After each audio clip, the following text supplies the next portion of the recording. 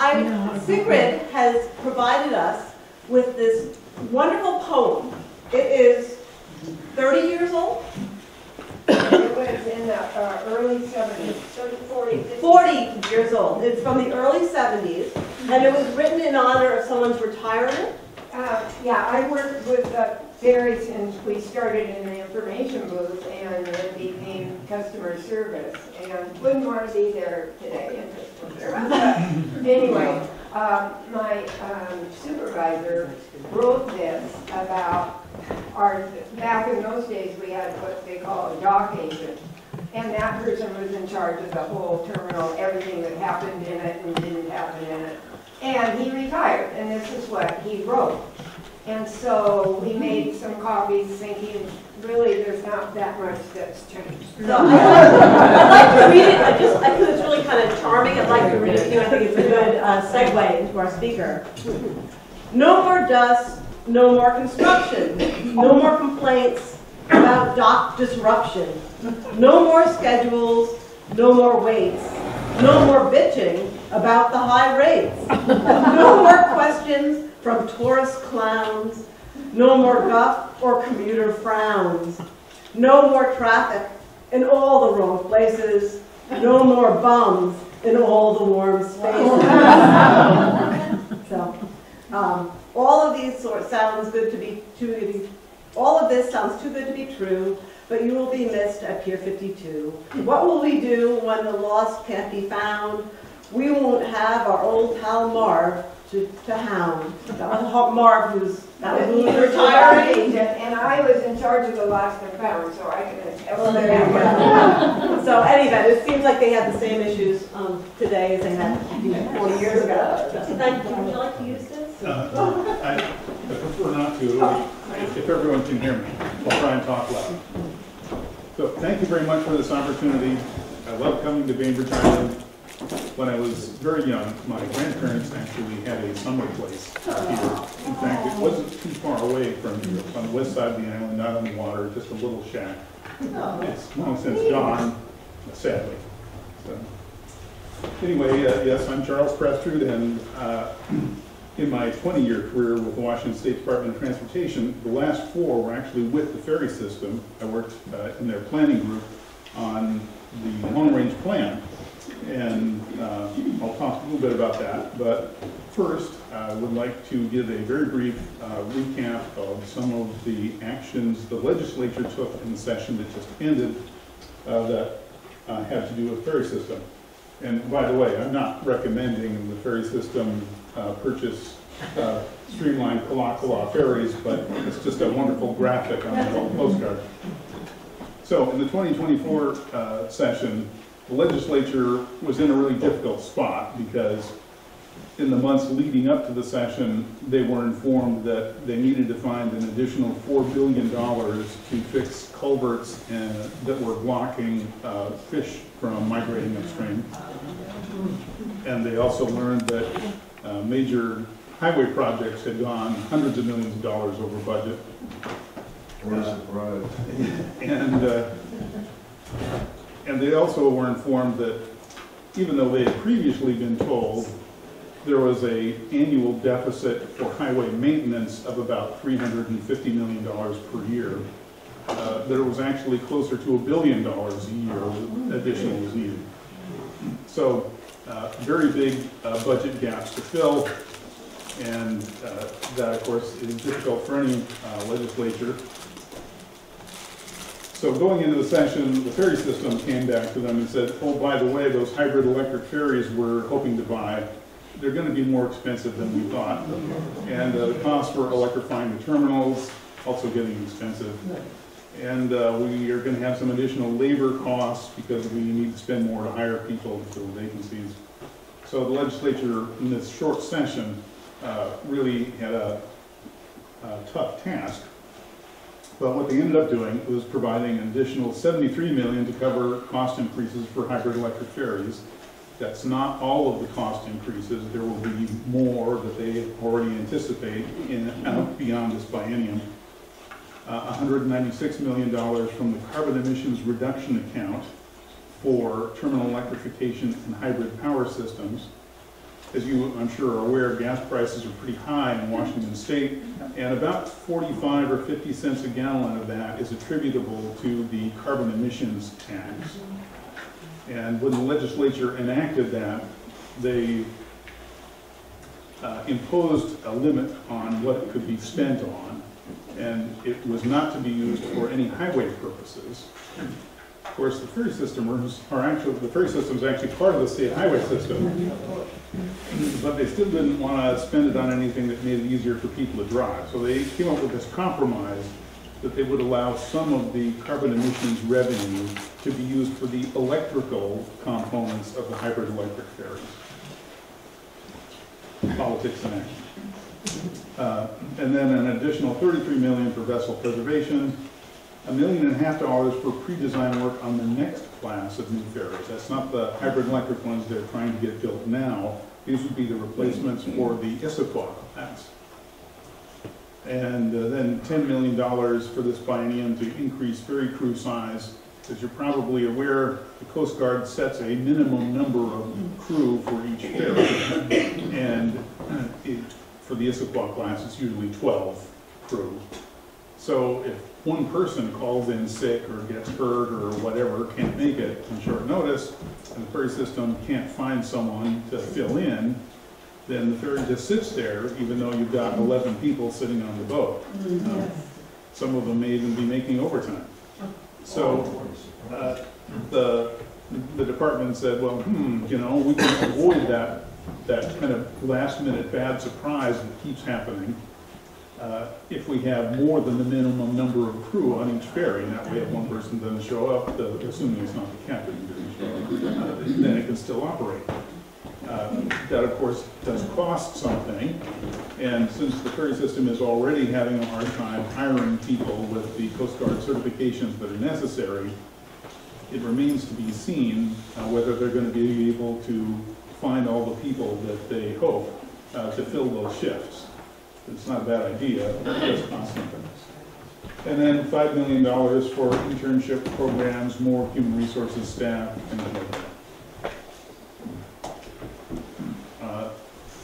One of the things that people are interested in is what's going on with ridership.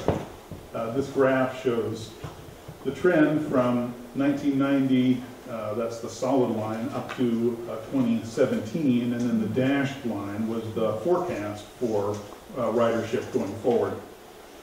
Coincidentally, I joined WSF just at the time the forecast was being made, but I'm not taking any credit or blame for it.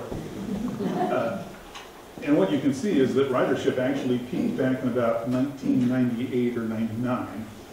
And then a number of things happened. One was I-695 passed, and that resulted in motor vehicle excise tax going away. So the ferry system had to cut service. They raised fares a bunch. Then the recession hit. And so ridership declined right up until about 2013 or so, and then it started going back up again. As I'm sure you all know, something else happened in 2020, which was COVID hit. And so that forecast increase did not occur. In fact, ridership fell considerably from 24 million a year down to about 15 or 16 million a year. It was a big decrease, which also means a big decrease in fare revenue.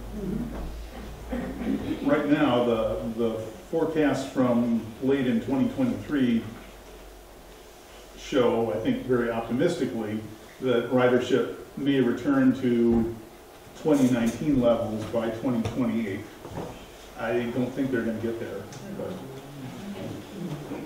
here's another ridership graph. This one's kind of complicated, but what it shows is a comparison of 2019, which is the green line, and then the years since then. 2020 is the pale gray line, and you can see that it drops down precipitously early in the year in 2020 because that's when COVID hit, service was cut back, people were staying at home, and so on. What's interesting about this graph to me is the other years. Orange is 2023, for instance. It tracks almost the same as 2022 and 2021, and I think there had been hope that ridership would rebound faster, but it's been a pretty weak rebound so far, and I think there are understandable reasons for that. And these include, when COVID hit, people started working from home. That trend was already underway, but it was pretty small numbers before COVID. Now there's a very large percentage of people, especially the ones who are working in white-collar jobs in downtown Seattle, who can work from home a couple days a week, if not full-time. And once you've set up your home office, it's pretty attractive, and most people don't really want to fight the commute to go back into work every day if they can avoid it. So even though there is some back-to-work movement, some employers are being more hard-nosed about it, I think we're going to see this continued trend of a significant number of people working from home. Another change that's taken place over the last 10 years is the vast expansion in passenger-only ferry service. Kitsap Transit Service, and also King County that operates the service from Vashon Island to downtown. And for people who are in a hurry, like if you need to get to a meeting in Seattle, you're probably willing to pay a little bit more to take that faster boat. For instance, going from Bremerton to Seattle, the passenger-only boat is about half the time. Well, half an hour is worth something to people. Another reason is that, thinking again about Bremerton, they've only had one boat on that run, one regular car carrying ferry, for the last 4 years. The city of Bremerton, of course, is furious about it, and as well they should be. So if you go to Bremerton in the morning and you think you're going to catch the ferry to Seattle, and let's say you get there a few minutes late, or there are more cars in line, so you don't quite get on the boat, the next ferry isn't for 2 hours and 20 minutes. And then it's an hour for the ferry to get you to Seattle. So most people simply do not have 3.5 hours in the middle of their morning they can waste. And that only discourages ferry system riders.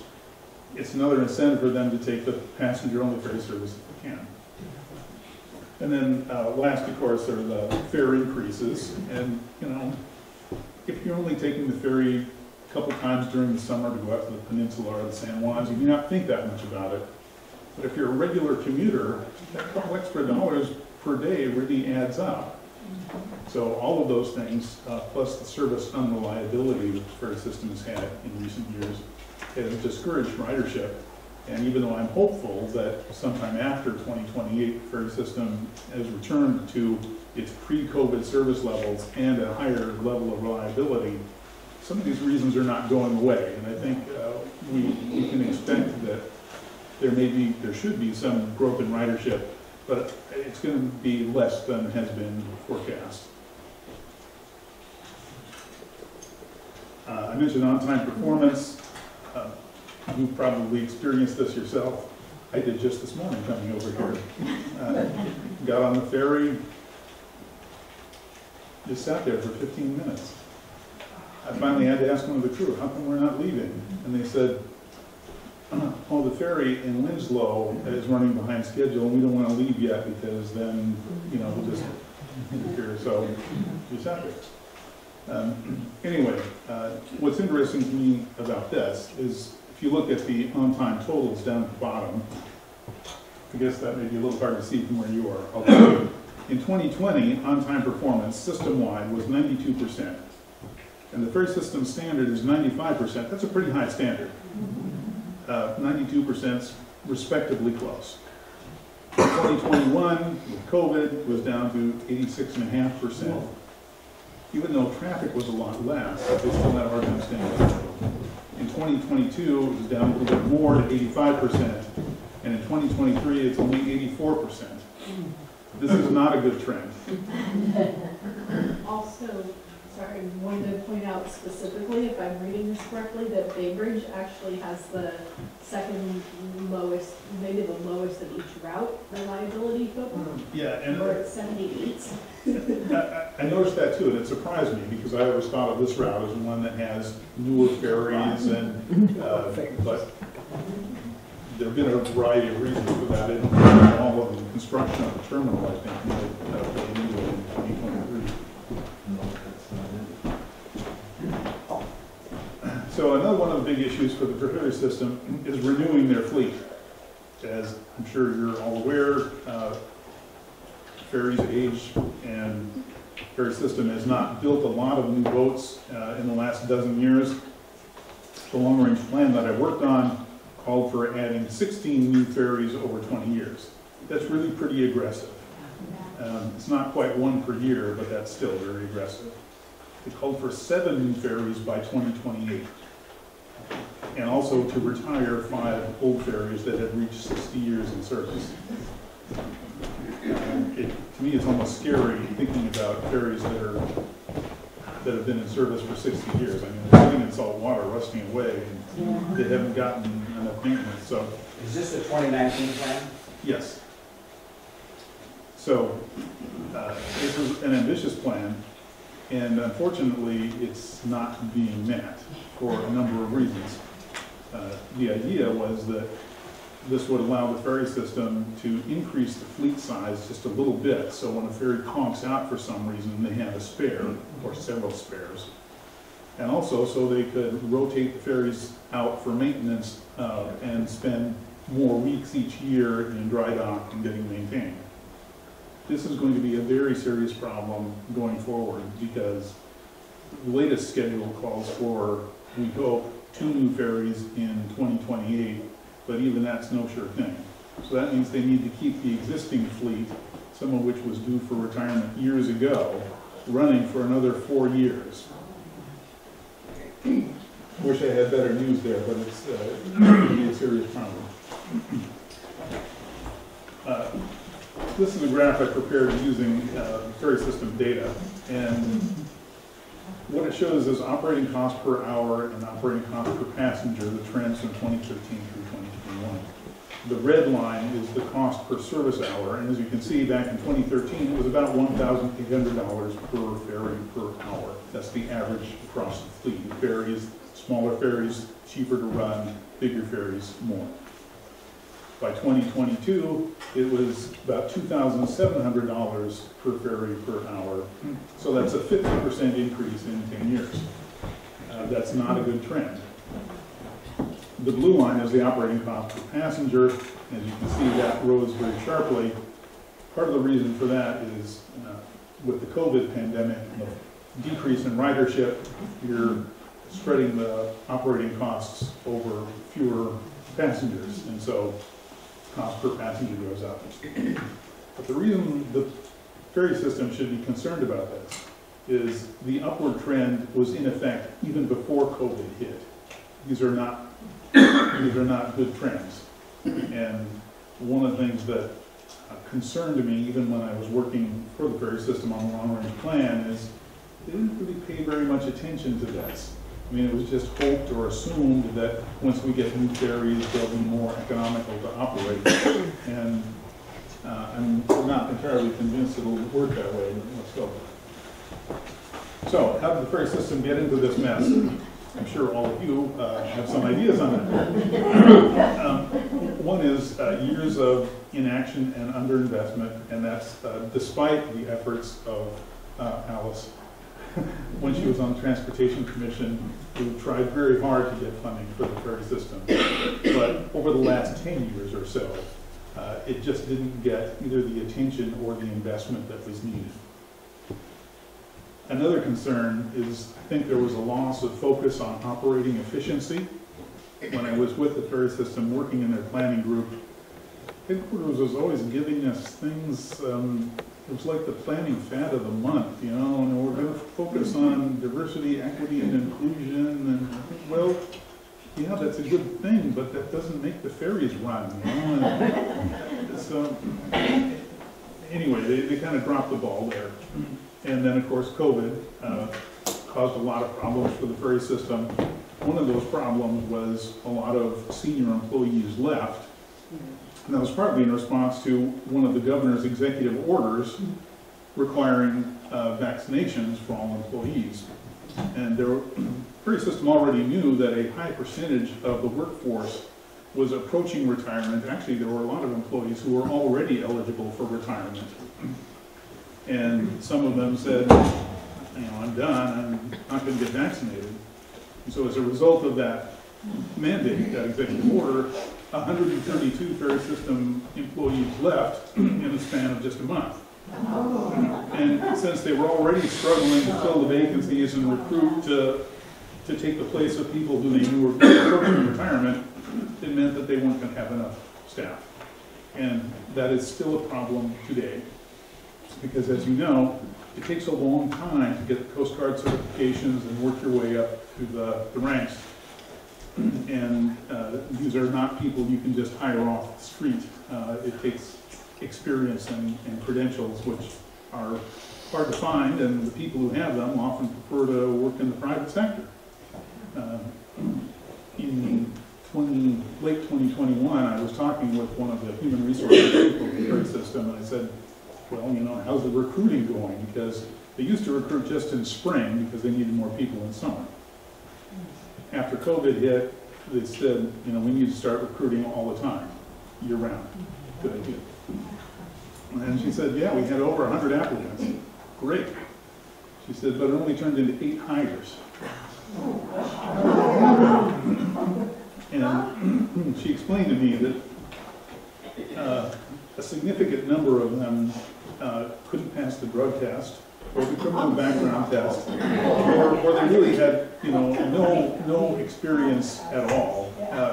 You know, maybe they've worked at 6 jobs in the last year, and you think, maybe not a good candidate.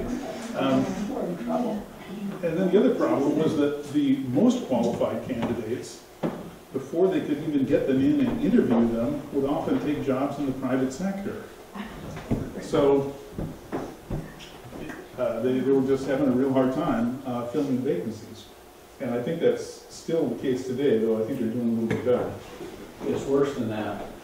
Is it? Yeah, I had a nephew that applied, and he had no problem passing all the tests, but one of we do a background check on all the employees, and he passed the background test. He got notified, but he passed the background test on a Wednesday, and he called the ferry system and said, I got my test approval, I want to sign up for the ferries. And they said, you may have received your test results in an email, but until you have a letter in hand, we can't hire you. And between Wednesday and Friday, the hiring window closed, so they wouldn't hire him. And this type of stuff goes on. And of course, as you know, when they do get hired, it's not a job, it's a list. Yeah. They get moved to a waiting list, and it can be a year or 2 before you get a full-time position. So I'm going to ask that you hold your questions and your comments, because we'd like to have Mr. Prestrud be finished with his presentation. Not that your comments aren't interesting.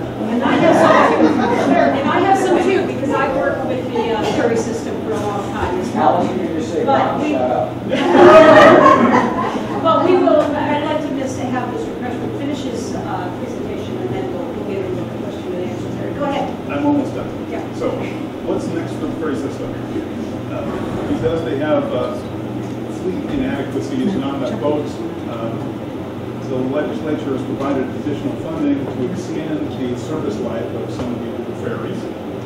That does come at a cost, but they almost have no other choice at this point, since the new boats are still 4 years out. And by the way, the first 2 new ferries, they don't really increase the fleet size, because they will immediately replace old ones that were overdue. So they're still going to be short of boats probably until 2030, maybe longer.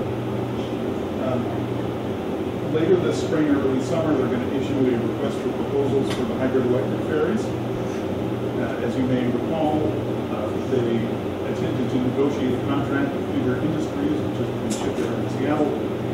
And the ferry system thought that a reasonable price would be about $225 million per ferry. The negotiations with Vigor, which lasted several years, and involved a lot of design work to try and retrofit the Olympic class design. Vigor came back, and their best offer was about $400 million per ferry. So it's a total budget buster. And Vigor was also unwilling to accept all the risk. Things went bad, it ended up costing more. They wanted the state to shoulder most of that burden. So this was, and by the way, partly as a result of that, the ferry system has now gone back and they're redesigning those ferries. So the hybrid electric ones are not going to look like the Olympic class. They're going to be 47 feet longer, so they're really big boats, more than 400 feet long, carry about 160 cars, which is quite a few. Good for the Bainbridge run, good for Edmonds, Kingston. I think too big for most of the other ones. And also very heavy. And I think they're going to be very expensive. And I think the ferry system is going to be a bad surprise later this summer when they get bids. Discover that it's $300 million per ferry, maybe more. And even the delivery schedule, I think 2028 should be plenty of time. But the shipyards are not just sitting around looking for something to do. They may already have their yards booked, years in advance. So, and most of the equipment, it's not off-the-shelf stuff. It's custom order. It takes a long time. The ferry system is also beginning planning to replace the Issaquah class ferries. They don't really want to start with a clean sheet of paper, hoping that these hybrid electric ones will fit the bill. I am not optimistic. I think they're not the right size. The legislature has also provided some additional subsidy for Kids-Out Transit in King County for more passenger only ferry service in the meantime, so there's more opportunity for getting across the sound. And then in 2025, the legislature is going to have some choices to make about transportation funding in general, for the ferry system in particular. They have a much better idea than what the future costs are. We'll have a new governor, and my hope is that that will help break some of the ideological logjam that has been a problem in Olympia for quite a few years.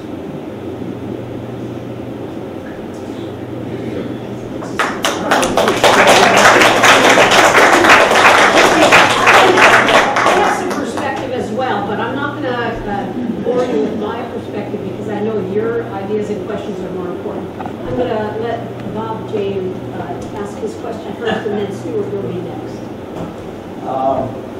The ideological logjam you're talking about is plenty. And of course, we've seen that shift as they. So my question is, I got a couple of them. When they decided to go with the electric ferries in 2018, correct me if I'm wrong, was that in the 2019 plan at all? Had it already developed? Well, here's what happened. In January of 2018, Governor Inslee issued an executive order that directed the department to transition as quickly as they could to a zero emissions fleet. And I had started at the ferry system at that time, and I said, hey, that may not be easy. But the vessel engineering guys jumped right on and said, we'll figure out how to do it. It took them several years, and they discovered that it was possible. But a lot of things that are possible are not good ideas.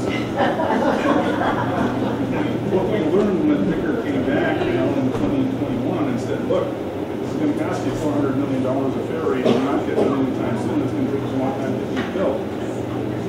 It kind of confirmed the conclusion that maybe that wasn't the best choice. So to answer your question, the long-range plan that we adopted early in 2019 just assumed these hybrid electric ferries would be available on the proposed schedule. It's a very optimistic assumption on the senior investors. Just completed operational designs for hybrid boats, all electric boats in Scandinavia. Yes. But they don't choose to use those designs. They want to start from scratch, make a bigger boat, long boat, very big boat. Why? Well, initially, what they thought they would save some time and trouble by taking the Olympic class design, just taking out some of the diesel engines and putting in batteries. And what they discovered is that this made, started to squeeze all the stuff in there, and it made the ferry very heavy, too heavy. In fact, they did what they call a displacement test, where they took one of the ferries out of service and and they loaded up trucks with cement blocks and loaded on the ferry to simulate the weight of batteries and equipment. And I kept asking, can I see the results of that? Because they wouldn't share it. This is a tip-off that the results were not good. So then they went on a very ambitious program of trying to reduce the weight of the Olympic class by reducing the size of the smokestack and everything else. Folding chairs.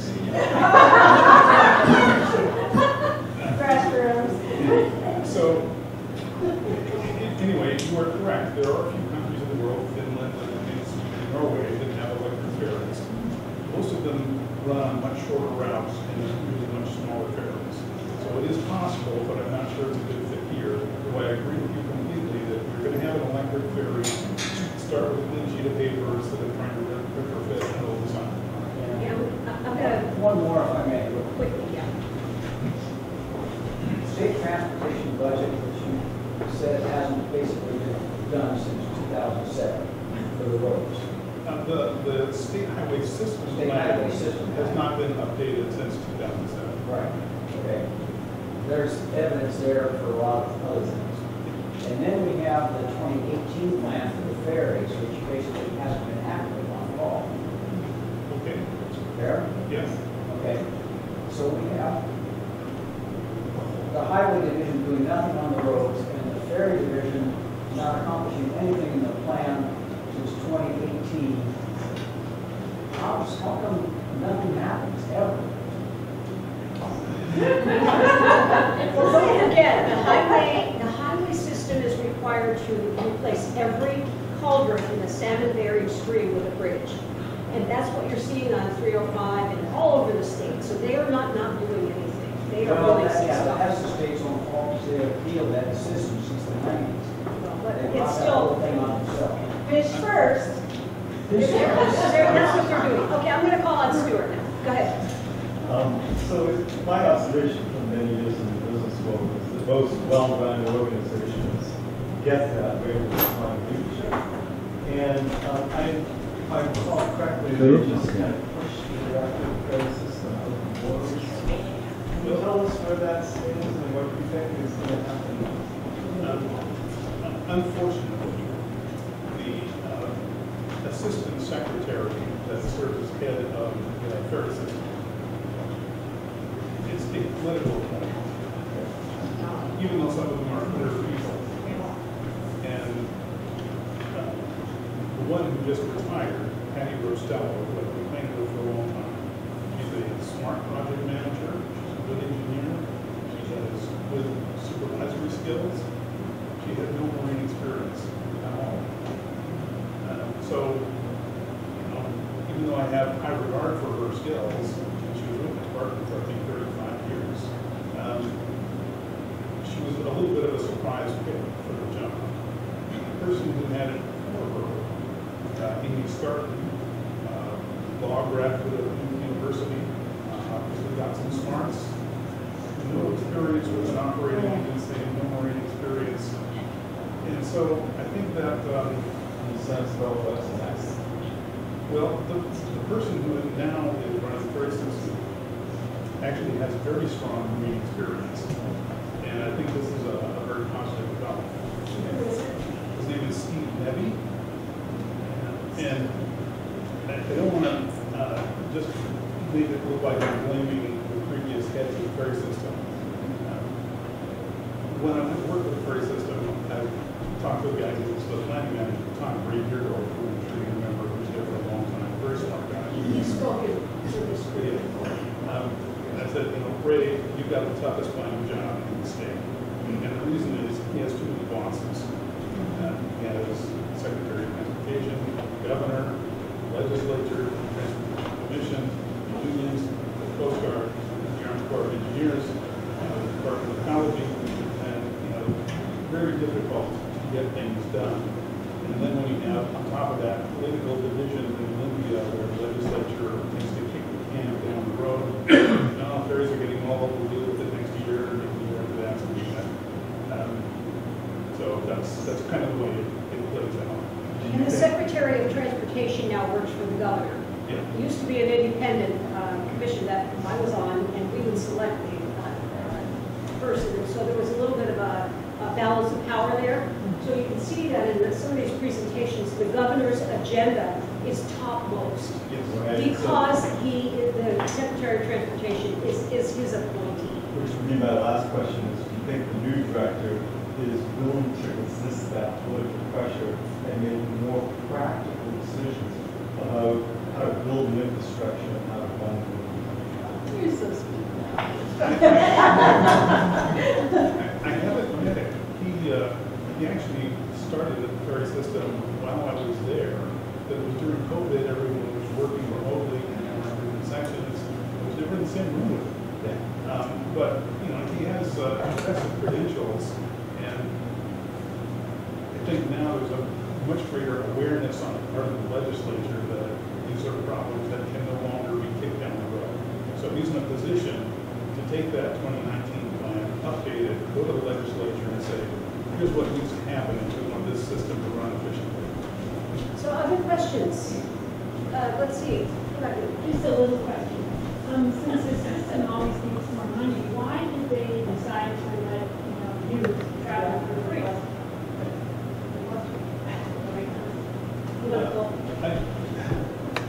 I'm not sure, but it wasn't just for the ferry system.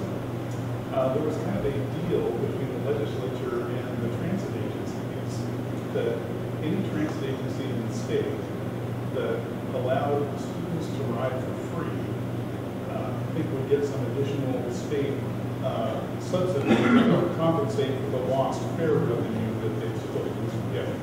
And that extended to the ferry system. Is that kind of like the forgiveness of state? Okay, other questions? Yeah, Paige. It's my understanding that in this last legislative system session that there was a bipartisan effort to get more funding to repair some of our ferries and get them back into the fleet. The legislature did provide additional funding for repairing old ferries and maintaining. Whether it's enough and how long that'll last. So another thing from my perspective, one of the things that you got to remember is that people from King County, Kittitas County, Yakima County, Ferry County, they don't care about Washington State ferries because they don't use them. And there's a prejudice against funding because they think that people that live on the islands and on the west side are rich, fat cats who should pay their fare. And, you know, although the ferry system is, the fare box covers about 8% of that. It's less, but yeah. And so they think we should pay more, and that should fund the ferries. Well, that might be operating costs, but it certainly wouldn't have anything to do with buying new ferries or even repairing the old ones. But you've got to remember that where we live, in King County, biggest county in the state, does not care, is not willing to vote money to help us. Okay, next question, Jackie. I got a bunch of questions. Relative to what you say, is there ever a comparison to the cost of, like, we're essentially the highway system, is that not correct? And so if you were to say, like, it costs X number of dollars to maintain the highway system, how does that compare? Because the numbers of the ferry system, is it like 80, like probably like 90% more than the maintenance of the? It's a little bit of an apples to oranges comparison. I don't know if it's actually been done. It's a tricky comparison in part because, for instance, the Washington Good Roads and Transportation Association says motorists are not being subsidized. They pay for the highway maintenance through the gas tax and through their annual registration. So there is some subsidy to the ferry system, though it's subsidized a lot less than most public transportation. That also on the side, like, Cost per mile versus cost per passenger, so apples to oranges. yeah. What would, if you could do three things that would make the biggest difference in the ferry system, positive difference, what would those be? That would into the electrification programs. And by the way, I'm not opposed to electric cars, and I know the general idea of making the ferry system clean, those are all good things. But they've spent 4 years working on that now, and they've learned enough to know that it's going to be very expensive if you're going to make the system in forever debating if these boats are built. I mean, the executive order was in 2018, and the first boats we're going to get, or if we're lucky, is 2028. I mean, 10 years, we can't wait that long.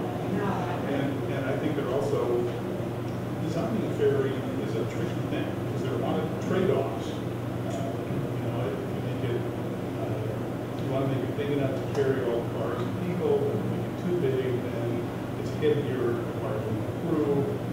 So there are a lot of trade-offs to be made.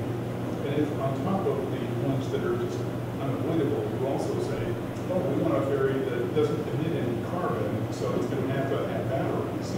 And all of a sudden, it makes it much harder to make the ferry do the other things you want it to do. It makes it heavier and slower and more expensive.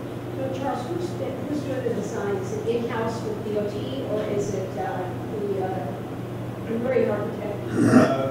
Private company? I believe the contract. Boston? Yeah.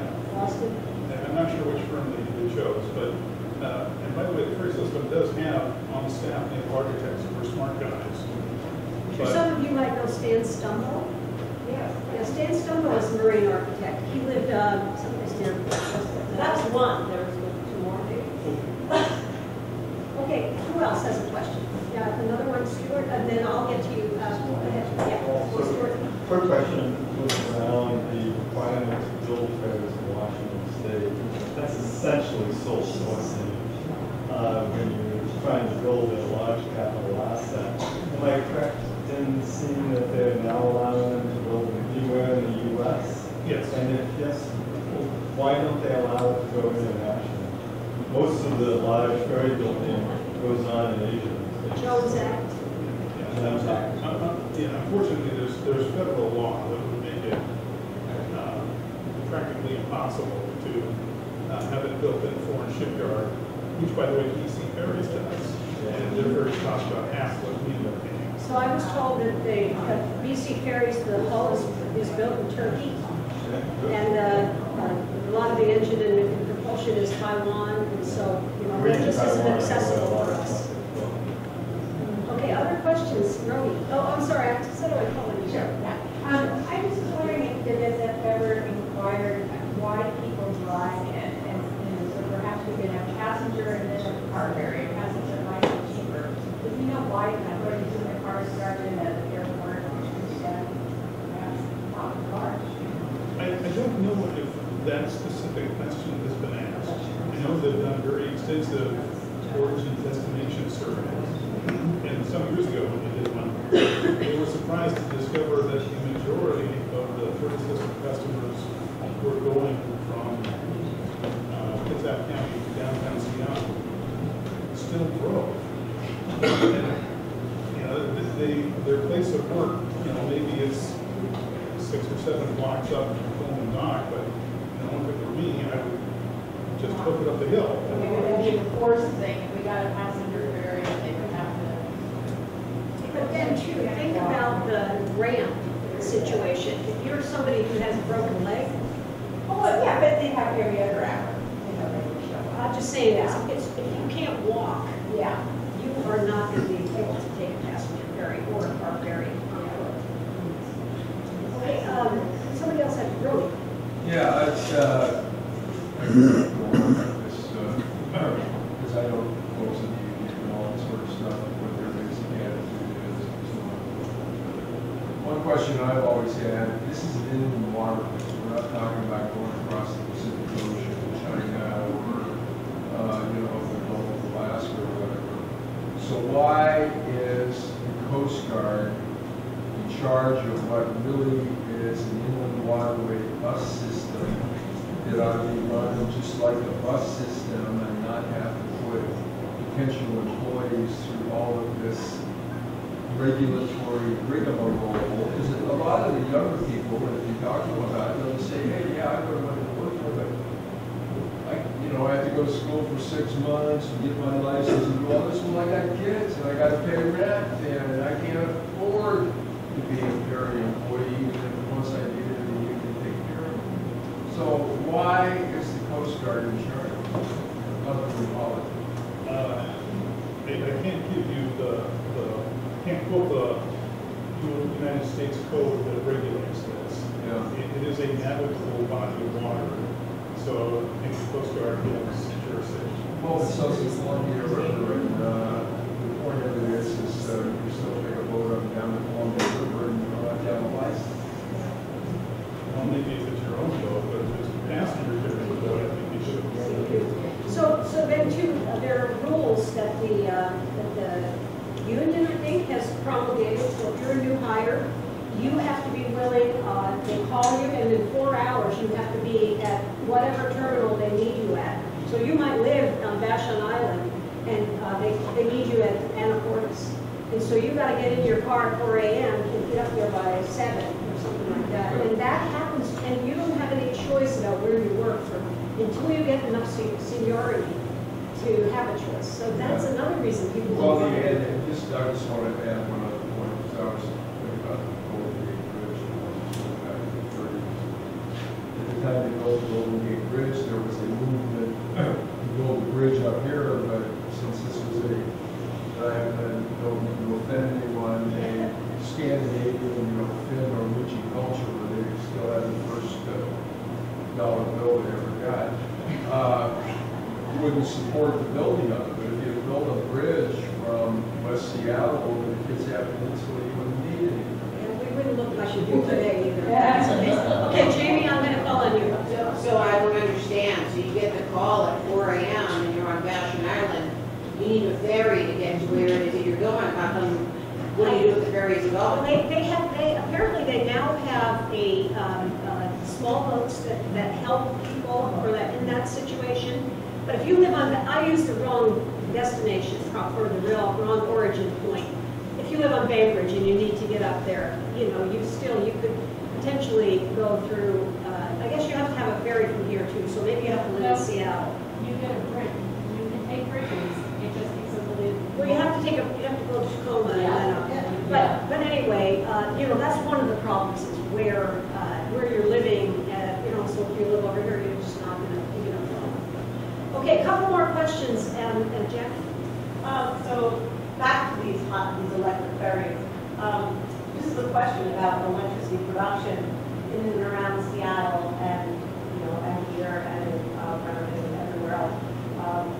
Where are we getting all of our electricity? Is it all come from the hydroelectric, or are we still coal? I mean, is this really gonna? It depends on which utility you get your electricity from. In Seattle, Seattle City Light has abundant hydroelectric power from dams they own. If your electricity provider is Puget Sound Energy, they buy a lot of their power from Monterey Power Administration. Some of that is hydro, some of it is nuclear, some of it is coal, some is natural gas, some of it is renewable. So these origins, like Bainbridge, do we have enough to charge the battery? I mean, is your understanding of the design, or the light's going to dim? Yeah. What does happen? Absolutely. It does take a lot of energy to recharge the batteries.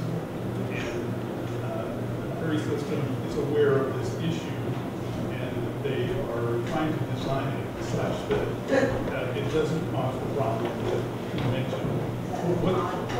What they've discovered is that most of the terminals don't have high enough voltage coming onto them to recharge the batteries. And if you go talk to the utilities, they all say, sure, we can make that happen. Of course, they're going to pay 100% of the cost, and they don't work for cheap.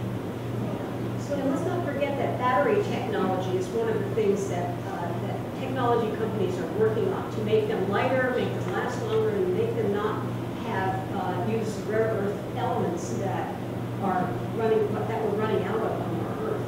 So if we could defer the electrification process for a while, focus on building a couple more diesel electric ferries, that we could get before 10 years from now. That'd be good.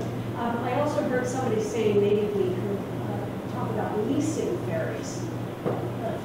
Maybe they have some old ferries hanging around in British Columbia, or something. The ones that are made.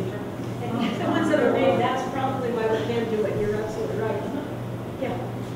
One more problem with electrification ferries, particularly here,